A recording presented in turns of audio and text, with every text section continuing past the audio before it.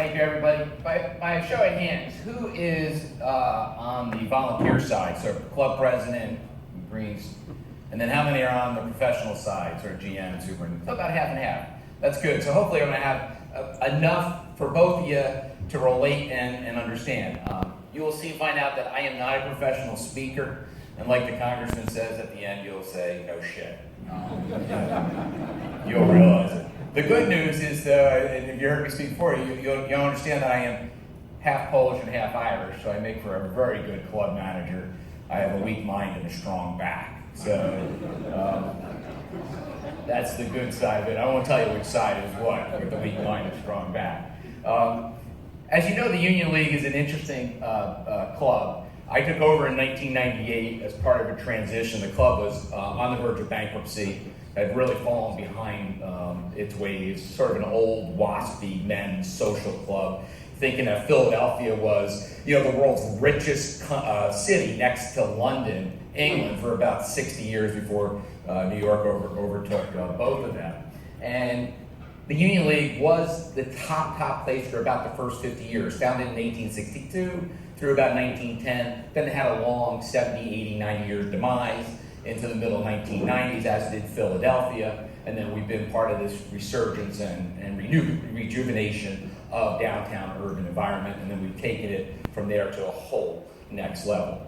We're going to talk about employees and how you put employees first. But the real thing that I think I want to start with is not only have we had great results, as Andy mentioned, I mean, they're really remarkable, probably going to crest $100 million in revenue. And we are a member-owned club, so we're still a 501c7. Matter of fact, our unrelated business income, and Dan Conner would be real proud of me on this, is about 2.5% on $100 million. We're $6 million in revenue. Our unrelated business income was about 24%. We were doing every Lions Club, Rotary Club, you name it, back in the mid-1990s. Now we're a very member-centric driven organization. We put in about $120 million in acquisitions and improvements to our facilities, and we just passed a $175 million 10-year master plan. So putting in about $17.5 million per year into all of our facilities, which we have now 7 if you include our 350 car parking garage.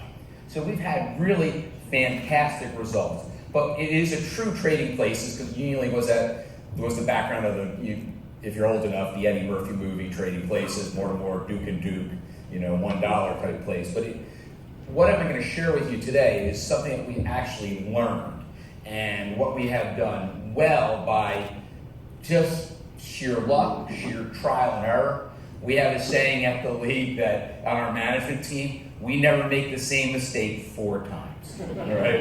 And I think that's why we're so successful. We really are a professionally managed and a professionally driven club. The biggest thing and the biggest takeaway after being there for 23 years, now in my 24th year, is this whole idea about change. And if you heard me, and I apologize, but I think the Smith Corona story is a pretty neat little story in about 30 seconds. Smith Corona had the first word processor in America, a great Syracuse company here in New York. They're now in Cleveland, Ohio. They basically had, it was 3 lines. They were the typewriter king, right? And then they developed the first word processor. It was 3 electronic type print lines. And when you finished the 3rd line, the 3rd one above it typed out onto the piece of paper, so you had time to make corrections on 3 lines. I think it was about 1979, 78. The board of directors was made up of 14 white males, average age 64, who said, we're in the typewriter business. That's what we do. We got to stick to our roots. We got to stick to what we know best. We got to, we're a typewriter company. This whole word processing thing is just, change, and it's terrible. We got to get back to what we do well, that's focus on typewriters. All 14 of those board members were country club members in the upper state New York area. So they had this sort of mindset, which is what I believe is our biggest problem, is that we have sort of this farmer mindset where, we've been so successful for 100 years. Look at this club. I mean, it's absolutely, is it not gorgeous? And there's 30 more within 15 miles of here that are absolutely spectacular. So we kind of have this satisfied, complacent, successful, repetitive, assured, protective thought process in the private club industry. And quite frankly, well-deserved, right? I mean, we're very successful, especially at clubs like this. And I think what we figured out, because we had terminal cancer at the Union League, was that we needed to change. And I think no matter how successful you are, you gotta continue to change. And that is what we have really embraced wholeheartedly, is this whole concept that change has to be a constant. Even if you're going from the 95th percentile of the best to the 1% or the 99th percentile, the very, very best, you have to make change. And I don't know how we get it through to our board members, our leadership, our professional management team, that change is okay, change is good. If you want improvement, you gotta change. If you wanna have things that you never had, you gotta change. You gotta do things that you've never done before. And I think, looking at the Union League and where it's come from down here to where it is now, that is the biggest constant, the biggest tenet that I would like to share with each and every one of you, to say, listen, it's okay to change. It's okay to go back to my club. It's okay to be a disruptor. It's okay to try to make improvements. Don't be satisfied with what you are and how you're doing. We have 3 tenets of our change at the league. Number 1, we're building your granddaughter's club.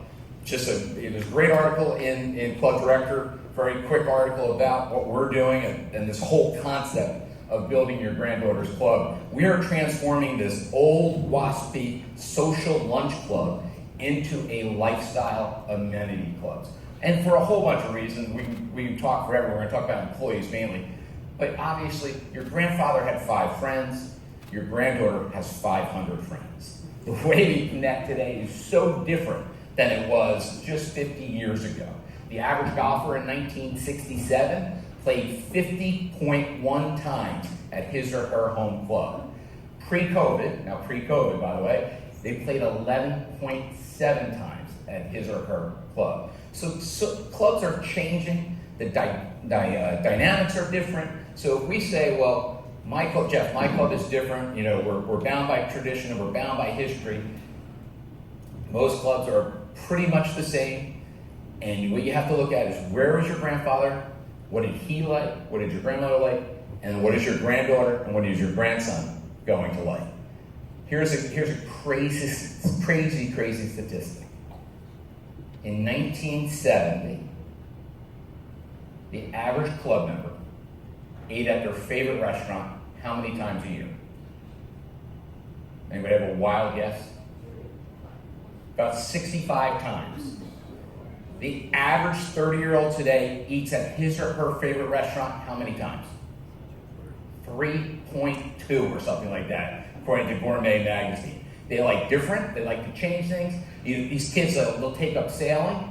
They'll buy a sailboat, they'll sail around the world, they'll sell the sailboat, they never sailed again. They sort of check it off the box, right? They check that, I'm done sailing. If your grandfather or grandmother were a sailor, what did they do? They sailed in New England in the summer, they sailed down in the Caribbean in the winter. They had 5 friends who happened to be sailors, and that's all their life did, was sort of revolve around sailing. Now you're seeing these kids, they want more amenities, they want different experiences. They don't want the same thing that we've been offering as a 100-year-old institution for over and over and over. 2 is we really become member-centric but professionally managed. We are still member-governed, but we really empowered our management team and our employees, and I'm going to go into a lot about that. And then this is real important. You think $85 or $100 million is a lot of money? It's not a lot of money. Scale is so important in our industry. All of you know how expensive it is to run our organizations, right?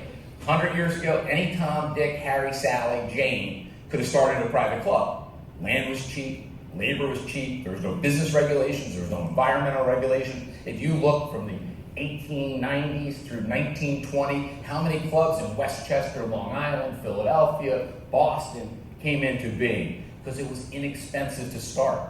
It was very easy to start. Today's day and age, it's very difficult, very expensive to run a private club. So we have a philosophy: you're either green and growing, or you're ripe and rotten. If you are doing exactly what you did last year and the year before, you are dying. You are absolutely dying. You need to have that constant change.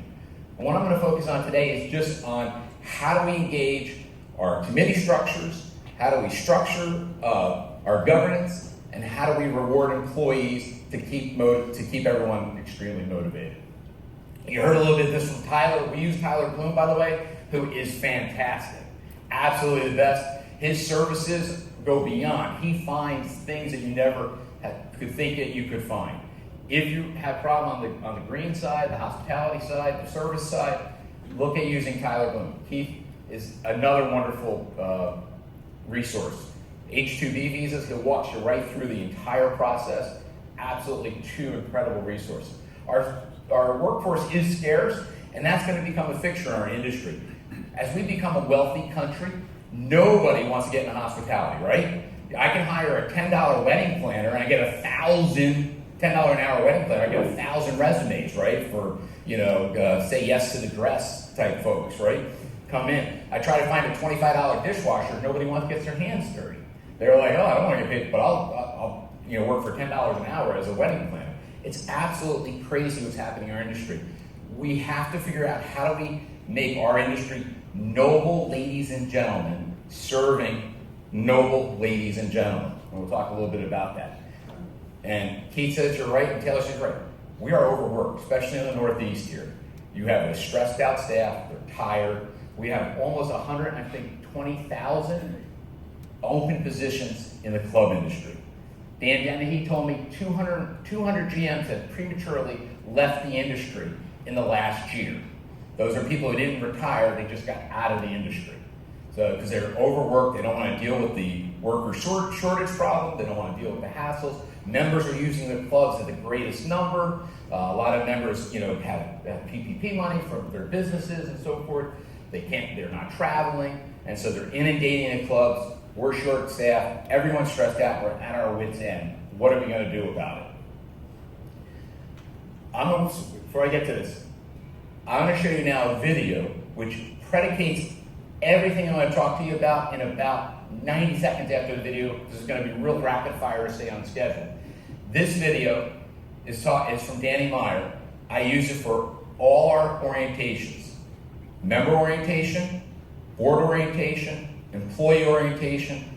It is the best video ever made, in my opinion, for hospitality and running private clubs. It was actually made for Lexus and for the car dealership annual meeting. It's world class. Take a listen.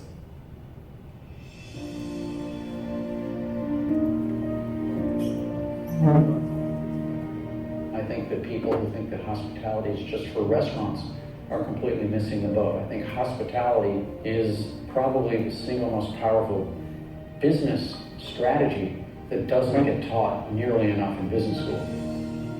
What we've learned in our business is to understand that service and hospitality are completely different topics. Hospitality is a dialogue. If you feel like I'm on your side, hospitality is present. If you think I did something for you, hospitality is present. If you think I'm customizing an experience for you, hospitality is present.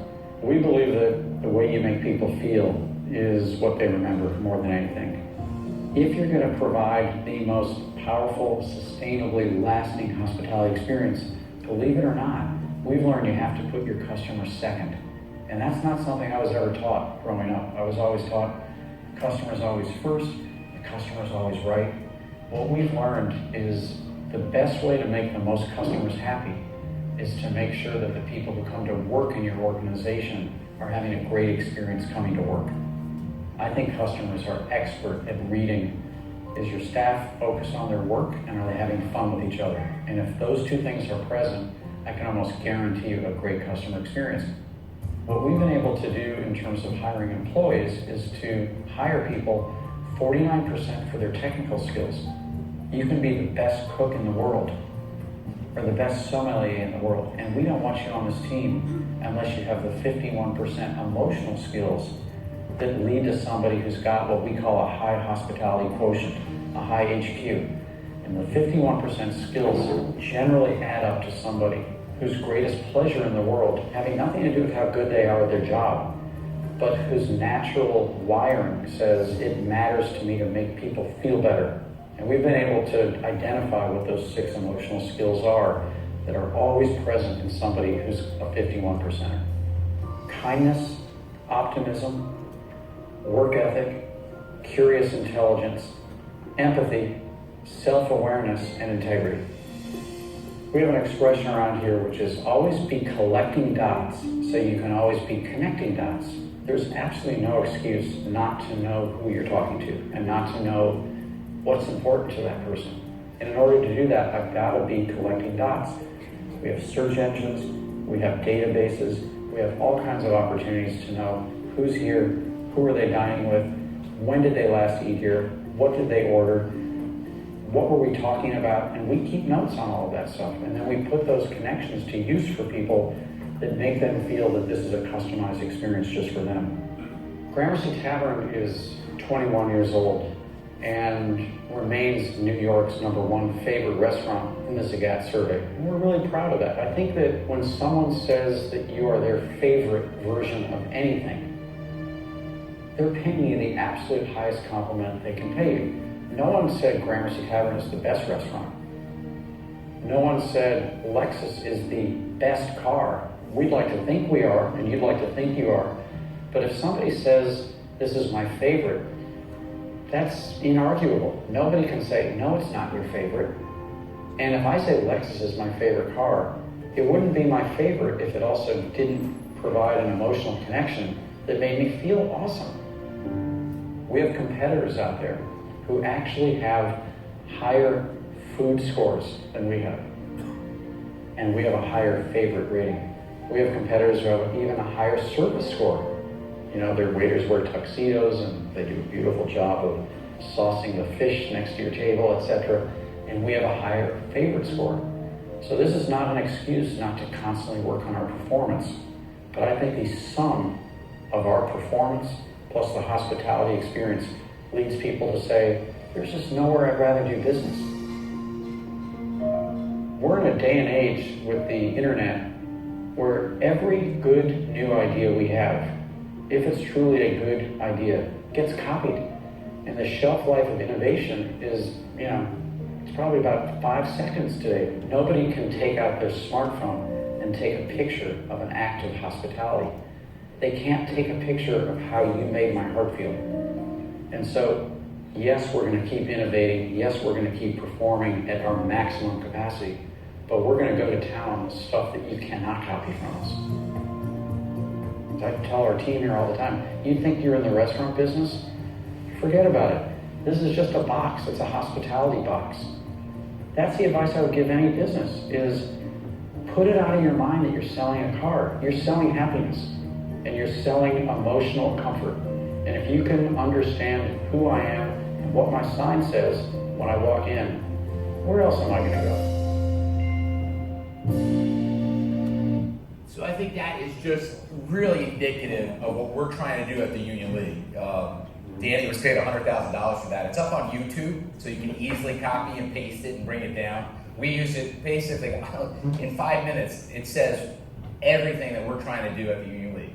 And what's interesting is 6 characteristics: kindness and optimism. Obviously, we have no skeptics any longer. If there's one thing I try to do at the league is get rid of skeptics, right? If you have skeptics on committees, you have skeptics on your board, you have skeptics in your leadership, they are terrible, they're toxic, they're cancer, and you know who they are. We just cut them right out, right? We cut them right out. Curious intelligence, a strong work ethic, high degree of empathy. Everybody makes a weight behind them in their daily life. We got to make sure that our folks, whether you're a board member, you're the president, you're the CEO, general manager, you're on the Greens committee, you're on the golf committee, whatever it is, you have to understand that you have some empathy, that those weights behind you affect other people, right? Self-awareness and integrity. Doing the right thing, even if it's not in your self-interest, right? We have all those guys that come to our club, go in, they get the free coffee, they grab the peanuts, they carry their bag after 2 o'clock, They're basically takers from the organization. They're not givers back to the organization. They take all the Tylenol, all the Advil, and they jam it in their pockets, right, when nobody's looking, right? So, we got to get rid of those folks, and we've been getting rid of them at the Union League pretty well. What's really interesting is that you can actually test for these traits. There's actually a possibility to help you with hiring that you can actually test for these. And if you're really gutsy, you can test your board members to see if they have these traits. Or if you have a CV and require a process to get on a subcommittee or on a standing committee or on the board, you can actually make this part of your requirement to go through. There are a number of employee tests. We use Predictive Index, but there's Wonderlic, there's Harvard, there's Test Gorilla. Test Gorilla is a new one on the market, very, very inexpensive, that seems to be getting some traction and doing well. We use Predictive Index for all our committees and all our supervisory positions over 75,000. And our average tenure today is 14.1 years in our management staff. Now, I think that's because you have good leadership from me, right? But it's because we're really growing and giving lots of opportunities within our organization. So it's not just we are perfect in hiring the right people, but I can tell you, using the predictive index has really worked well for us. So as a president, you have strategic. As a GM, you have tactical, right? You have to think both when you're thinking about putting your employees first. And this is a major shift that we've done. We actually put the GM and the president at the bottom of our totem pole, right? They are not the most important people in our organization whatsoever. The most important people are the employees. So if you look at this bottom up, the president supports the GM supports the board supports the management team supports the subcommittees and the other professionals and supervisors, and then they support the members, and the members support the employees. And the employees are at the top of our food chain. We have found that it's the number one driver of member satisfaction. We have a world-class staff who is happy, engaged, thoughtful, kind, optimistic, have integrity. Everything that Danny Myers listed there, we find that our member satisfaction scores go through the roof because it's truly how you make people feel. Really interesting. A lot of stuff we've done is accidental brilliance. We literally just sort of figured our way out of this, having that terminal cancer, being on the verge of bankruptcy, trying to figure this out. We were not embedded with making a lot of money in the beginning. We had to change. We had to figure this out. We have downsized all our committees to 5 to 7 people max. We put all our decision making down to the lowest level. On each committee, we put 2 professionals. We try to get as many people involved on our committees as possible. We also give the 2 professionals a vote on the committee. Not many clubs would ever allow your green super or your assistant green super or say a dining room manager to actually have a vote on a committee. But we actually allow them to do that. You must have to propose a new member to get on a committee. One of the big things we found that if you're a skeptic, nobody likes you, right? You have no friends, colleagues who will follow you into the club. Matter of fact, usually the skeptic is forced socialization. They're always at the members' bar. They're always in the men's grill room. They're sort of in a forced socialization, almost to the T. None of the skeptics have never proposed a member for your club. So by eliminating them out of the committee structure, relieves 90% of your problems. It's the greatest thing we've ever done. One of the greatest things we've ever done. We also you have to submit an application and your CV. I can't tell you how many orthodontists I've run into that are on a greens committee that are going to tell you how to mow, what the plan is. So, I got a root canal last week. I'm not going back telling him now how to run his office, right? Our club industry is one of the most craziest industries where the customers are in charge of the operations generally. That is just an old traditional model that does not work. You certainly wouldn't go into your car dealer and tell them how to fix your car, right? Let members put in an application. Let's find out about their expertise. Now, I'm not saying that an orthodontist can't be on the Greens Committee, but he or she must have gone to some superintendent meetings, some agronomy meetings, has to have an education, a love, a passion, and a basic education before he or she can just serve on the Greens Committee. So we push all our decision making down low, and then it just bubbles up. Everything is consent agenda above the subcommittee. It can only be changed, if there's a real issue. And if there's a real issue, it's typically a symptom of the issue at the subcommittee level. So you have professionals running it, you have good members running it, who are educated, thoughtful, read NCA Magazine, Club Director, read everything. They should be making the decision. You shouldn't be talking about dress code, green speeds at the board meeting. That is a yesterday's model. It doesn't work. Now, with that said, members need to be heard. There's a desire for members. So you better be surveying, you better be listening, you better be in tune with what members want. It's not to say you don't listen to members as you become a more professionally run organization. You just got to make sure you're listening to them at all times. So here's a couple things we do. We're going to move through this in the next 2 minutes. We put together a $19 an hour compensation. Let's get it down. That's the foundation, right? You need a living wage. That's $40,000. Try living on $40,000, everybody. That is not a lot of money, all right? It's very, very important that you have a base. Also, we only have our managers work 5 days, 10-hour days. Everyone in our industry complains. They work so hard.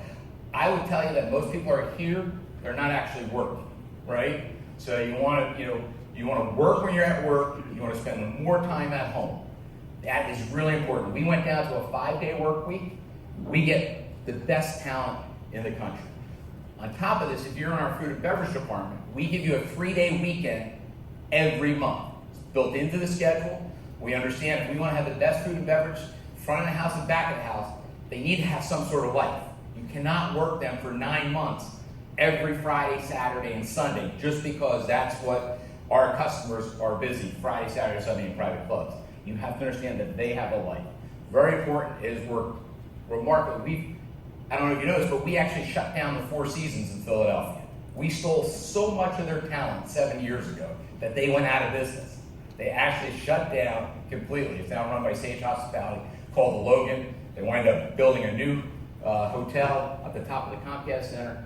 We stole their chef, we stole their maitre d', and we stole about 45 employees, basically decimated their entire staff. All because of getting a weekend off once a month, a 3-day weekend off. Second that we do is we do quarterly reviews with everybody. If you supervise one or more employees, you get a quarterly review. So we pay people $1,000, $2,000, $3,000, $5,000, $10,000 for some of our higher end supervisors. People want to be heard. Your members want to be heard. Your employees want to be heard.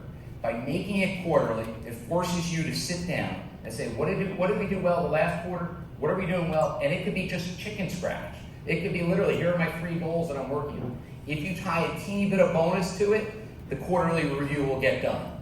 If you want to have really engaged employees, they want to be heard. So having it on a quarterly basis, small amount, really works and gives you the discipline to do it. And obviously what gets measured gets improved.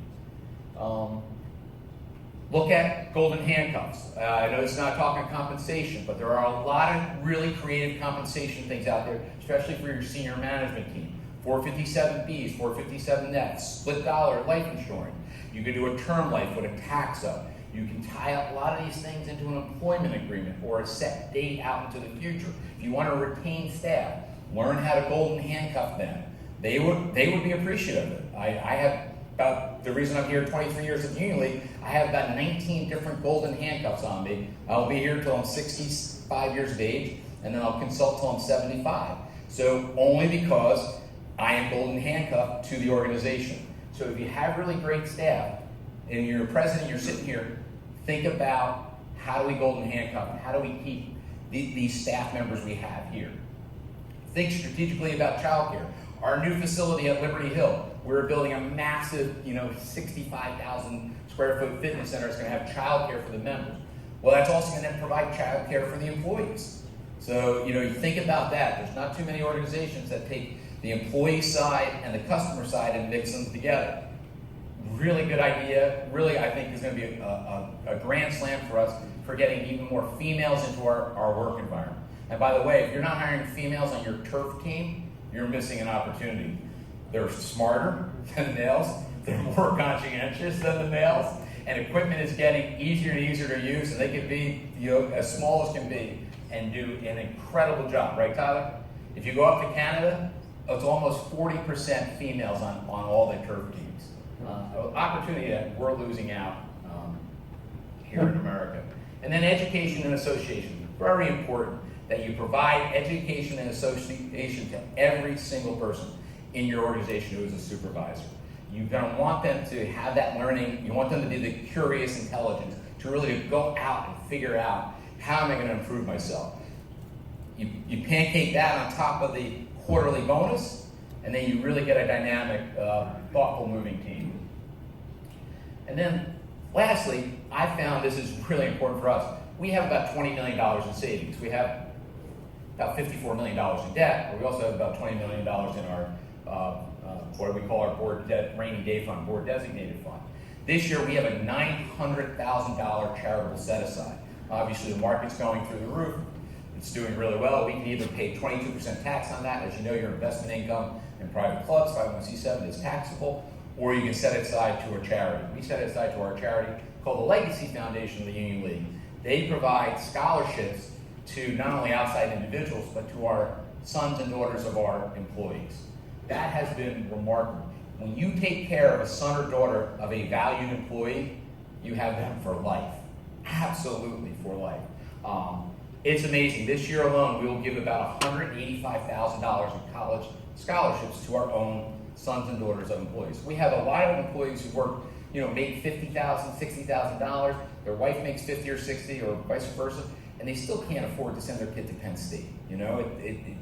If you can make that connection somehow, some way, legally, I'm not a lawyer, and we probably do a lot of things in a very gray area, you want to find an ability to get your staff, especially your really hardworking blue-collar staff, as many scholarship dollars, because they'll be committed to you for life.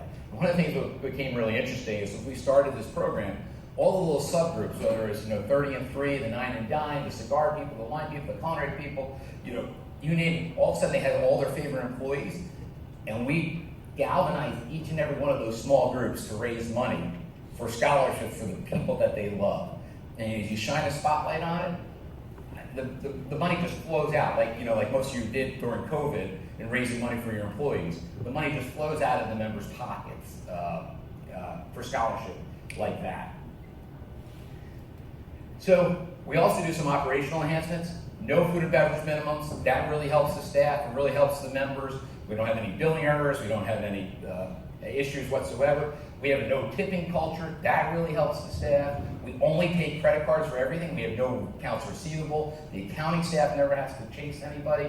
We do complimentary, as you know, we do complimentary golf lessons. So if you're a primary golf member at any one of our 3 courses, you, your spouse, and all your children and grandchildren under 21 get complimentary golf lessons. We put it in full TrackMan ranges. We sell the TrackMan range experience. We have an open member kitchen concept. So our back of house kitchen is open to members. We have really nice offices for all our chefs. Why in the world would you go to see me about your daughter's wedding about the food? Why would you go to see me about a special wine dinner you're doing or something? Don't you want to talk to the people who are making the food right in there? So if you ever came to the Union League in Center City, you can walk right through the kitchen. Our Heritage Center, which is home to our foundation and our museum, and the fitness center and the lobby you check in for the Inn at the League, they're connected through the kitchen. So members are walking right through the kitchen, talking and engaging to back of house staff. Really creates an environment and a culture of high-end quality and service. Something to think about. If you're going to do a kitchen renovation, think about how do you open up the kitchen, how do you make it accessible to members, and bring the back of house staff to the front of the house. And then obviously automated ordering, mobile ordering, that is just the wave of the future under this labor crisis. If you've been into down south towards Philadelphia, Wawa, or a Sheetz or something like that, how easy it is to modify your order, get an order, and so forth. I guarantee you say, oh, no way, Jeff, not at my club, you'll never have it. There'll never be automated ordering. I guarantee you will have automated ordering in your men's grill probably first, right? Then in your casual setting, then by your pool, and so forth, where you will order your drinks. It'll know where you're sitting. It'll know what you want. You'll modify it. You want light mail, mail on the side. You're going to love it. When's the last time you talked to an airline reservation agent? I would slice my throat, put pins in my eyes if I have to call American Airlines, right? I want to do everything online. I want to see choices. I want to see options. I want to know what I got to pay, what if I want to go cheap, if I want to go expensive. I want to control the experience. It's going to happen on automated order. And that wraps up. And we're going to give, sorry I took 15 minutes of dance time. We're about 15 minutes over. Final thing is create a hospitality culture. Create a high hospitality IQ. The answer is yes. Now tell us the question. You don't have to be on a committee to get what you want. Put staff first for compensation and appreciation, and hire and train with a hospitality IQ culture. Remember the 1-minute manager, Ken Blanchard, who was from Long Island. You got to get your committee members, your board members, your staff. If you want really great behavior, what do you have to do? You praise the behavior gets repeated. If you concentrate on the positive, don't worry, the negative will go away. So it's really easy to come into the room and see what's wrong. Light bulb out, this wrong, this wrong, this wrong. It's our human nature. What we want to do is train everybody in hospitality IQ, catch people doing things right, praise that behavior, and then that behavior gets repeated. So thank you, everybody. I appreciate it.